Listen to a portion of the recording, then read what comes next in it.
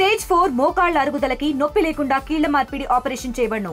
Doctor Ramesh Gajula, endoscopic spine ortho surgeon and pain physician, Panacea spine pain ortho and sleep centre, Uppal, Hyderabad. రాజకీయంగా కొత్త అధ్యక్షుడితో నూతనోత్సాహంలో ఉందా బీజేపీ?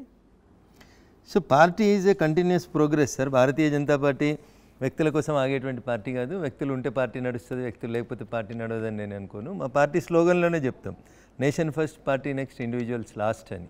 అధ్యక్షుడు అనేది ఎవరు వచ్చినా అధ్యక్షునితో కలిసి పనిచేస్తాం. ప్రతి అధ్యక్షుడు తన వంతుగా పార్టీని అధికారంలోకి తెచ్చేందుకు ప్రయత్నం చేస్తాడు. రామచంద్రరావు గారు మా పార్టీలో సీనియర్ నాయకుడు. ఖచ్చితంగా వారి నాయకత్వంలో భారతీయ జనతా పార్టీ ఎదుగుతుంది అనేటువంటి విశ్వాసం ఉంది. రైట్, చాలామంది పేర్లు తెర మీదకి వచ్చినాయి. ఇన్ఫాక్ట్ మీరు కూడా పోటీలో ఉన్నట్టుగా చాలా కథనాలు వచ్చినాయి. రకరకాలుగా గతంలో మీరు కూడా మాట్లాడుకోవచ్చు, నేను కూడా పోటీలో ఉంటానని చెప్పి. బీసీ నాయకుడిగా, తెలంగాణ ఉద్యమకారుడిగా అంతో ఇంతో తెలంగాణ రాష్ట్రానికి సంబంధించి నాకు పట్టుందని చెప్పే రకంగా బీటీఎల్ రాజేందర్ మాట్లాడుతూ ఉంటారు. ఆయన పేరు ప్రధానంగా వినిపించింది. చివరి నిమిషంలో డైరెక్ట్గా రామచంద్రరావు గారు ఒకరి నామినేషన్ వేయడం ఎలా చూడాలి? ఈటెల రాజేందర్ని కావాలని పక్కన పెట్టిందా పార్టీ? సో ఇప్పుడు మీడియా మిత్రులు సొంత అభిప్రాయాల్ని, వాళ్ళకి నచ్చినటువంటి పేర్లని వాళ్ళకి నచ్చినట్టు వాళ్ళు ప్రమోట్ చేసుకుంటారు.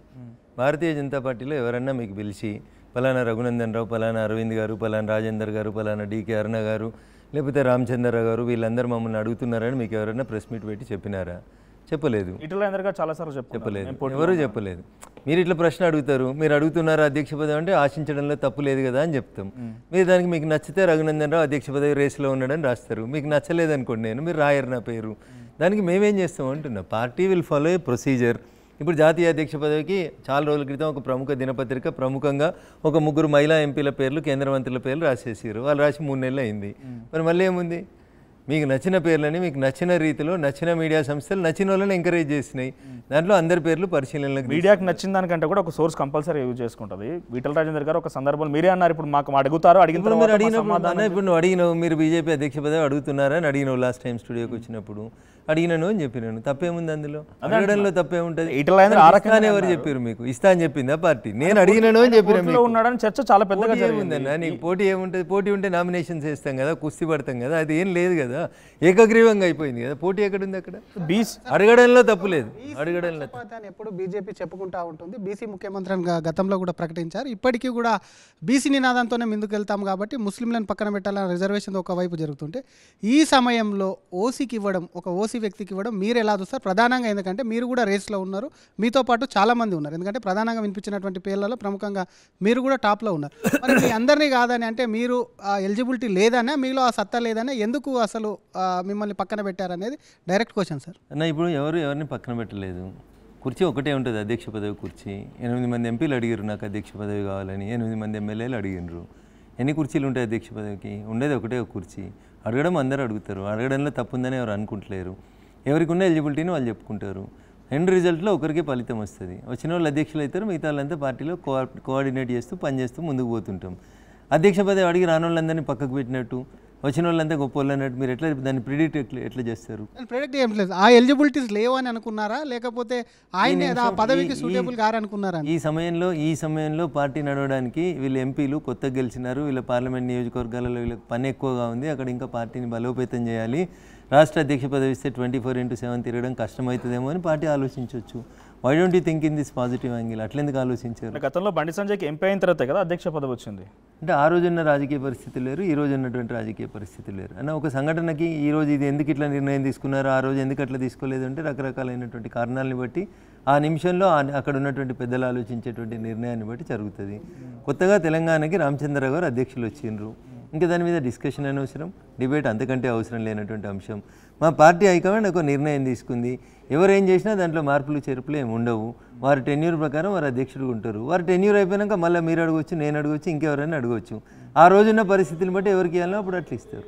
ఇప్పుడు ఎన్నికలు లేవు కదా, ఎన్నికలు రావడానికి ఇంకా 3.5 ఏళ్ళకి పైచీలుకుంది కదా. ఎన్నికల వరకు రామచంద్రరావు కొనసాగుతాడని చెప్పనొచ్చా? సో నేను అట్లాంటి వాటి మీద ఊహాజనితమైన ప్రశ్నల మీద నేను I don't want to comment. మా పార్టీకి ఒక రాజ్యాంగం ఉంటుంది. మా రాజ్యాంగం అధ్యక్షుడు అనేటువంటి వ్యక్తి 3 సంవత్సరాలు ఆ కుర్చీలో ఉంటాడు అని చెప్తుంది.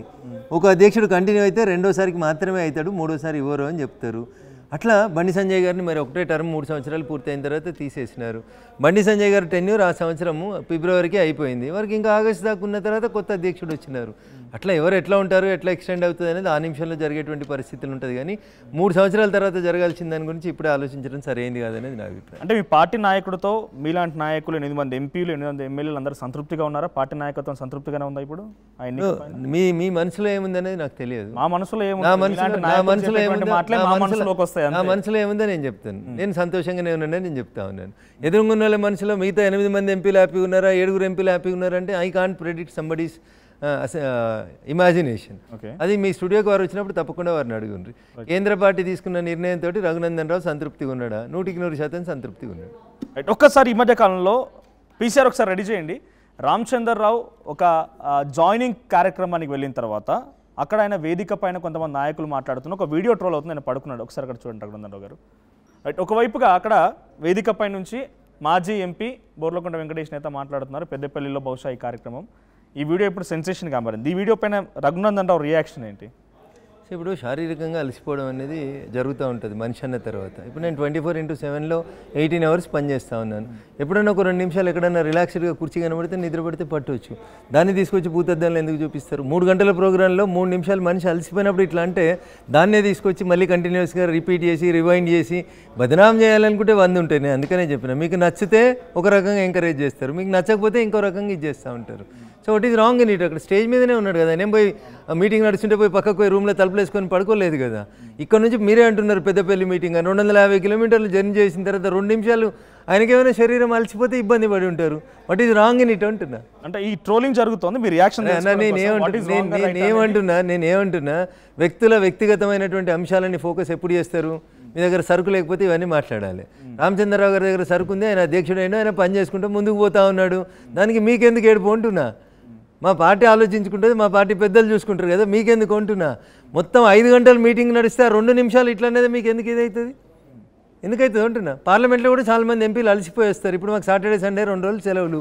పొద్దున 6 గంటల నుంచి తిరుగుతాం, రేపు రాత్రి 12 దాకా తిరుగుతాం, ఫ్లైట్ ఎక్కుతాం, ఫ్లైట్లో నిద్రపోతాం, నిద్ర సరిపోదు, ఒక్కొక్కసారి పొద్దున 6 గంటలకే ఫ్లైట్ ఎక్కుతాం.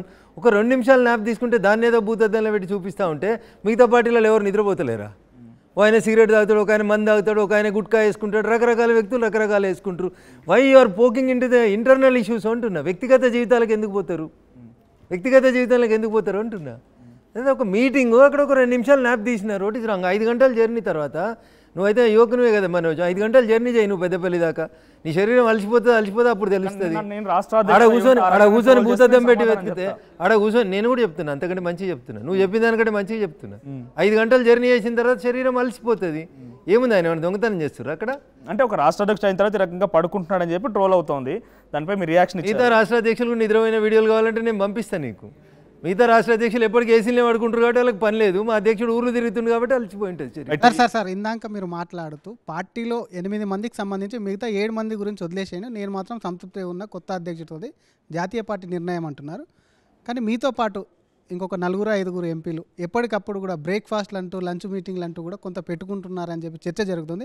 దానికి సంబంధించినటువంటి ఫోటోలు కూడా బయటకు వస్తున్నాయి. అందులో కొత్త నాయకులే ఉన్నారు, పార్టీలో కొత్తగా చేరినటువంటి ముందు నుంచి బీజేపీలో లేని వాళ్ళు. మరి అది అసంతృప్తి కాదా? ఎందుకు మరి ఆ మీటింగులు పెట్టుకోవాల్సి వచ్చింది? అందులో పాత నేతలు ఎందుకు లేరు? దాని మీద మీ కామెంటు. ఇప్పుడు నేను ఏమనంటే మీకు ఇబ్బంది అనిపిస్తుండొచ్చు, బట్ అంటే నేనేం అనకుండా నేను. ఎందుకంటే వచ్చేటప్పుడు ఇంట్రోలో చెప్పిండు ఉన్నదినట్టు మాట్లాడతాడు ఆయన, అందుకనే ఉన్నదినట్టే మాట్లాడతా. కొంచెం మీలాంటి జర్నలిస్ట్ మిత్రులకు పైత్యం ఎక్కువైందని అనిపిస్తుంది నాకు. ఎందుకో చెప్తా. విశ్వేశ్వర రెడ్డి గారు వారు కొత్తగా ఎంపీగా వారికి ఇల్లు అలాట్ అయింది. ఒక ఇల్లు తీసుకున్నారు, దాన్ని చిన్న చిన్న వాస్తు రిపేర్లో మంచి చెడ్డలో కలర్ వేసుకోవడం అన్నీ చేసుకున్నాడు. ఇంత బువ్వ పెడితే రమ్మని పిలిచినాడు. మొత్తం 8 మంది ఎంపీలు పిలిచినారు. 2 మంత్రులు, గౌరవ మంత్రులు, వాళ్ళు పని షెడ్యూల్లో ఉండి ఉంటారు. మేము 6 పార్లమెంట్లో బ్రేక్ ఇచ్చినప్పుడు గంట సేపు 1 గంట నుంచి 2 గంటల దాకా పార్లమెంట్ వాయిదా పడ్డప్పుడు పక్కనే కదా అని క్యాంటీన్లో తినే బదులు వాళ్ళ ఇంటికి పోయి భోజనం చేసినాం. దానికి భూతద్దాలు పెట్టి చూస్తే ఏందన్న. తెలుగులో న్యూస్ కి ఫాస్టెస్ట్ యాప్ ఇప్పుడు టోటల్లీ న్యూ అవతార్లో జస్ట్ 5 సెకండ్స్ లో కంప్లీట్ న్యూస్. సోషల్ మీడియాలో ట్రెండ్స్ కి one stop solution. Live TV app voice search option తో ఇప్పుడే డౌన్లోడ్ చేయండి లేదా అప్డేట్ అయిపోండి. యాప్ లింక్ డిస్క్రిప్షన్ లో ఉంది.